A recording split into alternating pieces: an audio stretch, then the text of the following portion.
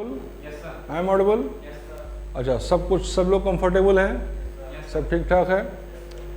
हाँ, तो अब आप देखिए कि मैं आपको रोटेशन मैकेनिक्स पढ़ा रहा था। रोटेशन मैकेनिक्स में मैंने काफ़ी कॉन्सेप्ट्स आपको यहाँ क्लास में बता दिए, उसके वीडियोस भी हैं, वीडियो से आप उसको दोहरा भी सकते हैं, देख सकते हैं। आज रोटेशन मैकेनिक्स की जो बची हुई बातें हैं, पहली बात parallel axis theorem, perpendicular axis theorem, तीसरी बात रेडियस ऑफ गायरेशन, और चौथी बात moment of inertia of some regular figures. ये चार बातें मैं आपको बताऊंगा। फिर से सुन लीजिए, parallel axis theorem, perpendicular axis theorem, radius of gyration और moment of inertia of some regular figures. ये चार कॉन्सेप्ट्स मैं आपको दूंगा, ठीक है ना।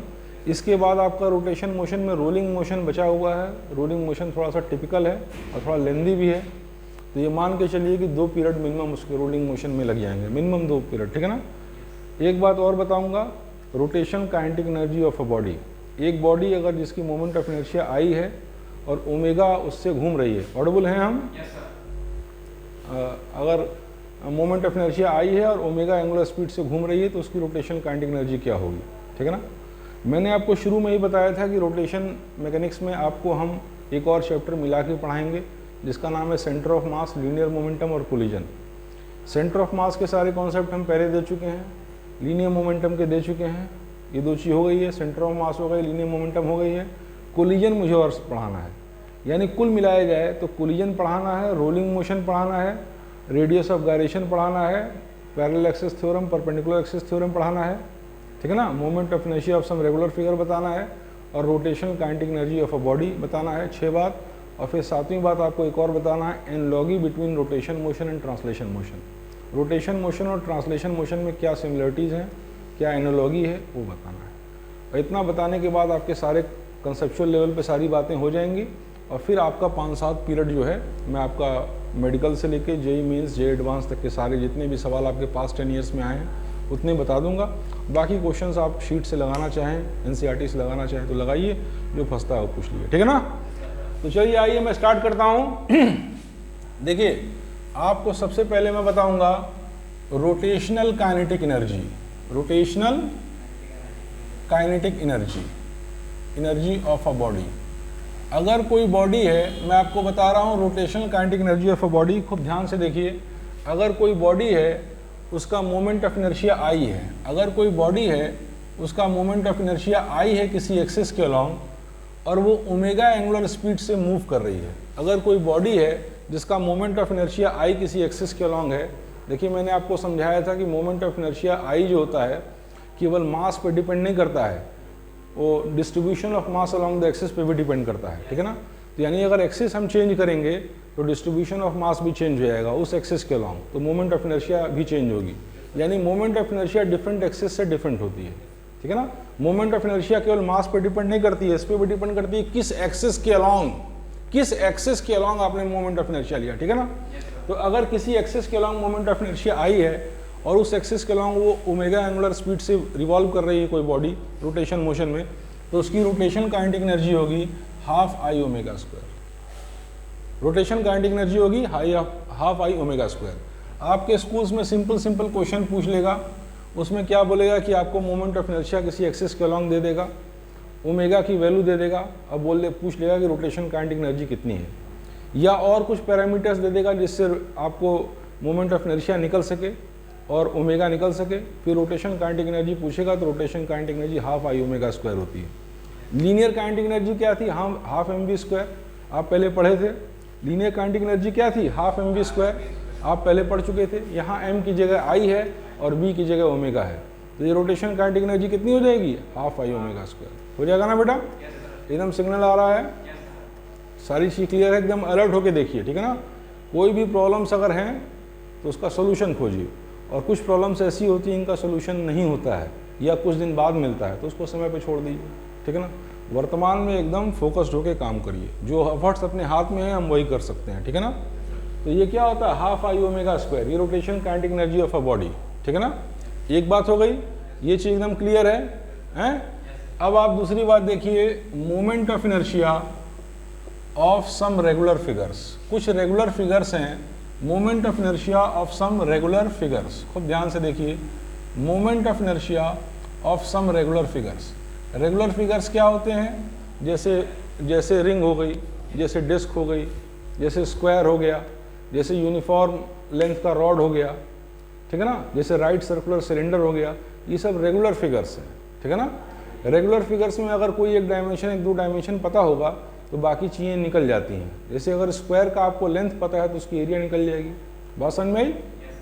ट्रायंगल का आपको तीनों साइड्स पता है तो उसकी एरिया निकल जाएगी, ठीक है ना। तो मेरे कहने का मतलब है रेगुलर फिगर्स वो फिगर्स होते हैं जिनका अगर कुछ डायमेंशन पता हो तो बाकी चीज़ें उनकी निकल जाती हैं, ठीक है ना, एकदम जो वेल डिफाइंड फिगर्स हैं। जैसे आपका स्क्वायर हो गया, स्फीयर हो गया, अगर स्फीयर का रेडियस पता है तो उसका वॉल्यूम निकल जाएगा, सरफेस एरिया निकल जाएगी। तो ये सब रेगुलर फिगर्स हैं।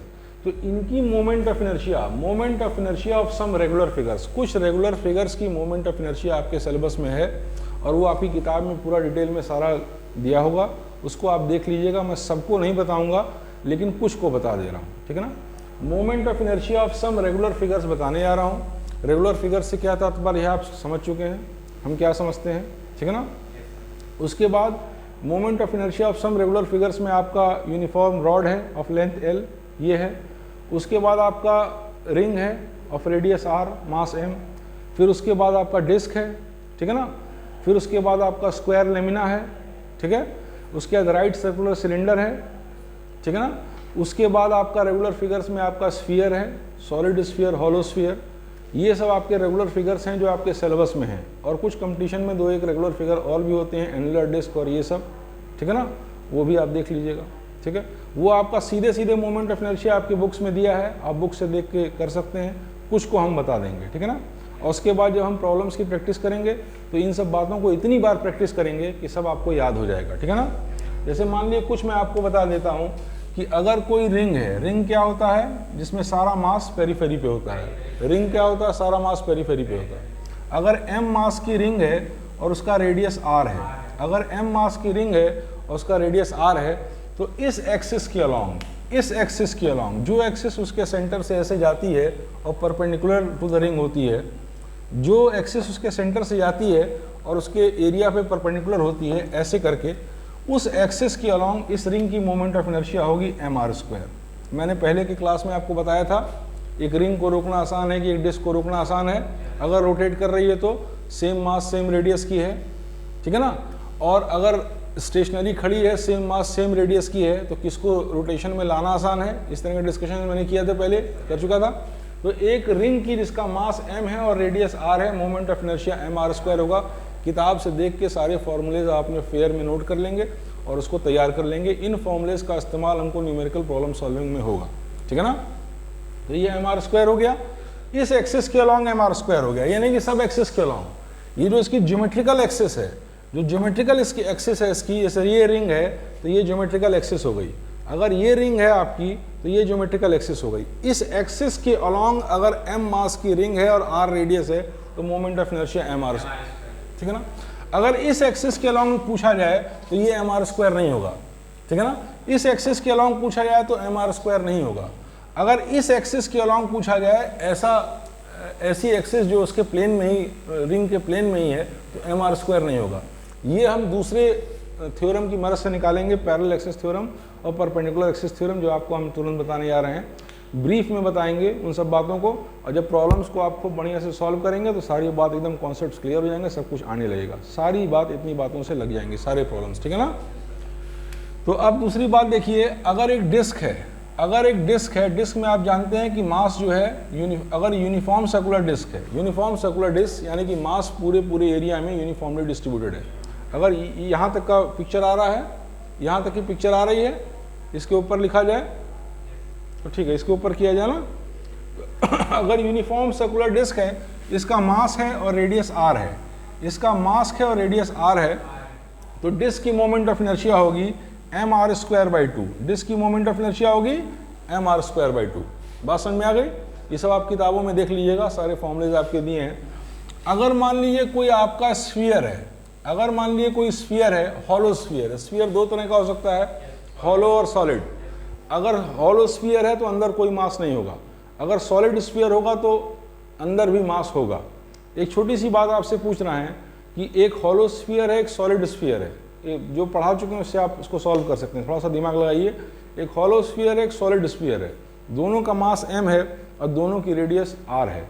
तो बताइए उनकी ज्योमेट्रिकल एक्सिस के अलॉन्ग, यानी इस एक्सिस के अलॉन्ग हॉलो स्फीयर की मोमेंट ऑफ इनर्शिया ज़्यादा होगी कि सॉलिड स्फीयर की मोमेंट ऑफ इनर्शिया ज़्यादा होगी?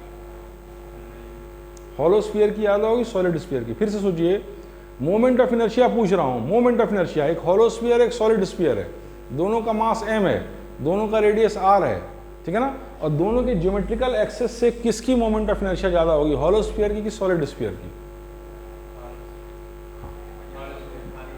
बिल्कुल सही, हॉलो स्फीयर की। हॉलो स्फीयर की ज़्यादा रहेगी। कारण ये है कि हॉलो दोनों का मास सेम है और हॉलो स्फीयर का सारा मास कहाँ होगा? पेरिफेरी पे होगा, आउटर एंड्स पे होगा।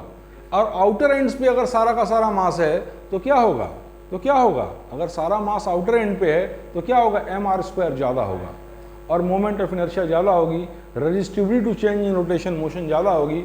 एक हॉलो स्फीयर को घुमाना ज़्यादा मुश्किल होगा और अगर घूम रहा है तो रोकना ज़्यादा मुश्किल होगा compare to a solid sphere, अगर दोनों का मास और रेडियस सेम है तो। इतनी बात समझ गए? समझ में आ गया? तो एक हॉलो स्फीयर का जो मोमेंट ऑफ इनर्शिया होती है, अगर उसका रेडियस r है और मास m है, अगर कोई हॉलो स्फीयर है r रेडियस का m मास का, तो उसकी मोमेंट ऑफ इनर्शिया हो जाएगी 2/3 mr²। बात समझ में आ गई? इस एक्सिस के अलॉन्ग, ज्योमेट्रिकल एक्सिस के अलॉन्ग, उसके बीचों बीच सेंटर से जाने वाली एक्सिस के अलॉन्ग उसकी मोमेंट ऑफ इनर्शिया क्या हो जाएगी? 2/3 mr²। और अगर ये सॉलिड स्फीयर है, ये हो गया हॉलो का। ये सारी बातें किताबों में दिया है, इसलिए हम बार बार नहीं बोल रहे हैं। किताबों से देख के आप बारी बारी एक पन्ने में लिख लीजिएगा, एक पन्ना बनाइएगा, उसमें सीरियल नंबर डालिएगा 1 2 3 4 5 6 7 8, फिर फिगर्स का नाम दीजिएगा, फिर उनका moment of inertia along the geometrical axis निकाल लीजिएगा, ठीक है ना। आपका जो प्रिंसिपल एक्सिस है उसके अलोंग मोमेंट ऑफ इनर्शिया आप कर दीजिएगा। बाकी आपको पैरेलल एक्सिस और परपेंडिकुलर एक्सिस थ्योरम हम बताने जा रहे हैं, इसको बताने के बाद किसी और एक्सिस से भी पूछेगा तो भी आप निकाल लेंगे। जब ये दोनों थ्योरम आप जान जाएंगे तो आप मेन इस एक्सिस से आप ही किताबों में दिया है उसको रट लीजिए। इसका डेरिवेशन भी आता है, डेरिवेशन भी आपको बता देंगे।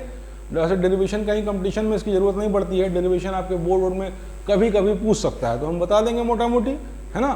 तो आप इस एक्सिस के अलॉन्ग जो है वो निकाल लीजिए, इस एक्सिस के अलॉन्ग जो ज्योमेट्रिकल एक्सिस है। इसके अलावा अगर मान लीजिए इस एक्सिस के अलॉन्ग पूछ लिया, अगर मान लीजिए किसी और एक्सिस के अलॉन्ग पूछ लिया तो कैसे निकालेंगे, तो हम आपको बता देंगे। मान लीजिए कि इस एक्सिस के अलॉन्ग पता है, इस एक्सिस के अलॉन्ग पूछ लिया, तो ऐसे केस में हम आपको थ्योरम ऑफ पैरेलल एक्सिस और परपेंडिकुलर एक्सिस बताएंगे जब, तो आप निकाल लेंगे।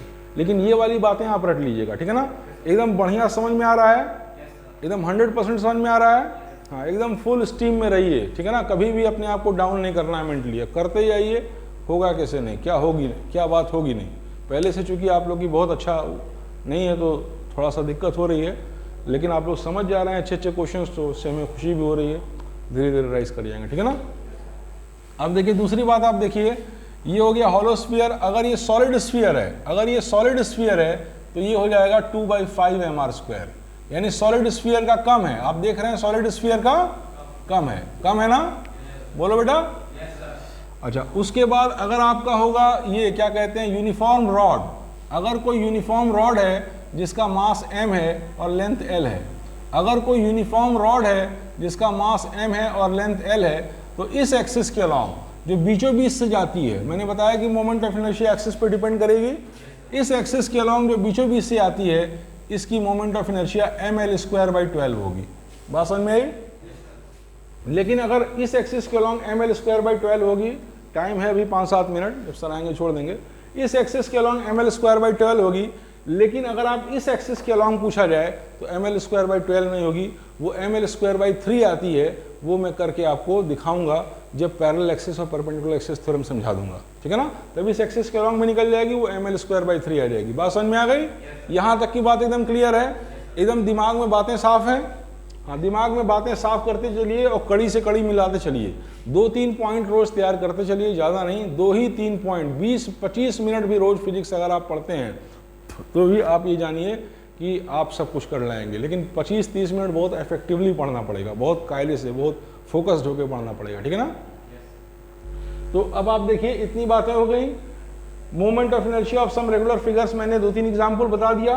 ये रिंग है, ये डिस्क है, ये हॉलो स्फीयर है, ये सॉलिड स्फीयर है, uniform rod of mass m and length l है। उसके बाद राइट सर्कुलर सिलेंडर होगा, सिलेंडर अगर आपका हॉलो है तो mr² होगा, ठीक है ना।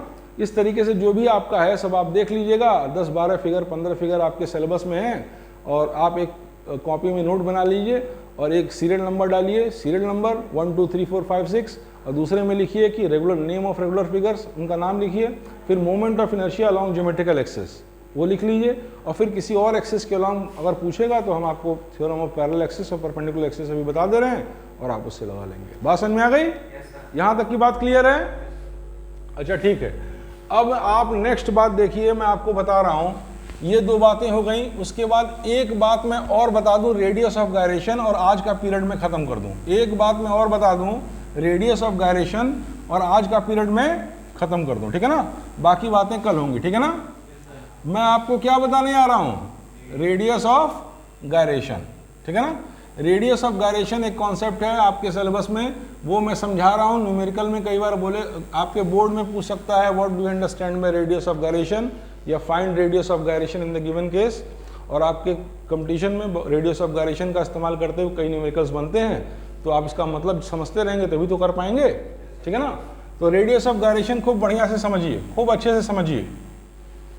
एक आखिरी बात मैं आपको बता रहा हूं, रेडियस ऑफ गायरेशन, इधर देखिए, रेडियस ऑफ गायरेशन, ये लास्ट पॉइंट है, लास्ट पॉइंट है इस क्लास का, और फिर मैं खत्म कर दूंगा, है ना। वीडियो कट कर दीजिएगा इसके बाद। ध्यान से देखिए, खूब गौर से देखिए। अगर कोई लेमिना है, अगर कोई लेमिना है या कोई बॉडी है, उसका किसी एक्सिस के अलोंग, अगर कोई लेमिना है या कोई बॉडी है, चाहे सिमेट्रिकल है चाहे नॉन सिमेट्रिकल है, चाहे जैसी भी है, यूनिफॉर्म है चाहे नॉन यूनिफॉर्म है, अगर किसी बॉडी जिसका मास m है, उसका किसी एक्सिस के अलोंग, मान लिए ये एक्सिस है ओ डैश, मान लिए ये एक्सिस है ओ डैश, और किसी बॉडी या लेमिना यूनिफॉर्म, ये चाहे नॉन यूनिफॉर्म है, सिमेट्रिकल है चाहे नॉन सिमेट्रिकल है, उसका इस एक्सिस के अलोंग अगर उस बॉडी का मास m है, इस एक्सिस के अलोंग और उसकी मोमेंट ऑफ इनर्शिया I है, अगर इस एक्सिस के अलोंग उसकी मोमेंट ऑफ इनर्शिया I है तो, बात समझ में आई? फिर से सुनिए, अगर किसी बॉडी की किसी एक्सिस के along moment of inertia I है तो, और उस बॉडी का मास m है, तो रेडियस ऑफ गायरेशन वो परपेंडिकुलर डिस्टेंस होता है इस एक्सिस से, रेडियस ऑफ गायरेशन वो परपेंडिकुलर डिस्टेंस होता है इस एक्सिस से। रेडियस ऑफ गायरेशन, अगर इतनी बात है तो फिर से सुनिए, अगर इस एक्सिस के अलोंग इस बॉडी का जिसका मास m है, मोमेंट ऑफ इनर्शिया I है, तो रेडियस ऑफ गायरेशन वो परपेंडिकुलर डिस्टेंस होता है इस एक्सिस से, इसको k से डिनोट करते हैं, जहां पे यदि इसके सारे मास को कंसंट्रेटेड मान ले तो, मान लिए सारा का सारा मास इस पॉइंट पे कंसंट्रेटेड है, सारा का सारा मास इस पॉइंट पे कंसंट्रेटेड है, हम एज्यूम कर लें तो भी मोमेंट ऑफ इनर्शिया वही होगी इस एक्सिस के अलोंग जैसी ओरिजिनल डिस्ट्रीब्यूशन ऑफ मास से थी। फिर से सुनिए, आखिरी बार सुनिए, और ये वीडियो कट कर दीजिए, क्लास ओवर, ठीक है ना। रेडियस ऑफ गायरेशन समझा रहे हैं, बहुत बढ़िया से समझिए। आपके बोर्ड में क्या ये पूछ भी सकता है, इससे आप क्या समझते हैं, इससे आने वाले 1-2 छोटे छोटे न्यूमेरिकल भी पूछ सकता है, ठीक है ना। और कंपटीशन में क्वेश्चन में इसका इस्तेमाल रेडियस ऑफ गायरेशन का करेगा, तो पहले आप मतलब समझते रहिए। अगर कोई बॉडी है जिसका मास m है और किसी एक्सिस के अलोंग उसकी मोमेंट ऑफ इनर्शिया I है, ठीक है ना, तो रेडियस ऑफ गायरेशन उस एक्सिस से वो परपेंडिकुलर डिस्टेंस होता है जहां पे, अगर इसके वीडियो से सारा आप नोट्स भी बना लीजिएगा, ठीक है ना, इतना धीरे धीरे बोल रहे हैं, जहां पे यदि इसके सारे मास को कंसंट्रेट मान ले तो इस एक्सिस के अलोंग मोमेंट ऑफ इनर्शिया वही होगा जो ओरिजिनल डिस्ट्रीब्यूशन ऑफ मास से था। बात समझ में आ गई? इसका मतलब ये है, ये परिभाषा समझ गए, परिभाषा। तो I बराबर क्या होगा? mk²। I बराबर क्या होगा? mk², where k is radius of gyration, where k is radius of gyration, m is mass of the body, k is radius of gyration and I is the moment of inertia of the body along the given axis, ठीक है ना। इसमें एक छोटा सा numerical दे रहे हैं, given छोटा सा numerical, given mass of a body is 25 kg, find its radius of gyration along an axis, find its radius of gyration along its axis if the moment of inertia of the body along the axis is 25 kg into metre square, ठीक है ना। अगर जैसे moment of, अगर मान लीजिए किसी axis के अलॉन्ग मोमेंट ऑफ इनर्शिया किसी बॉडी की दी है और उसका मास दिया है, तो फिर पूछ लिया कि रेडियस ऑफ गायरेशन क्या होगा उस बॉडी का, तो आप I बराबर m के स्क्वायर में पुट करेंगे, आपका आंसर आ जाएगा। कर लेंगे, ठीक है, वीडियो कट कर दीजिए।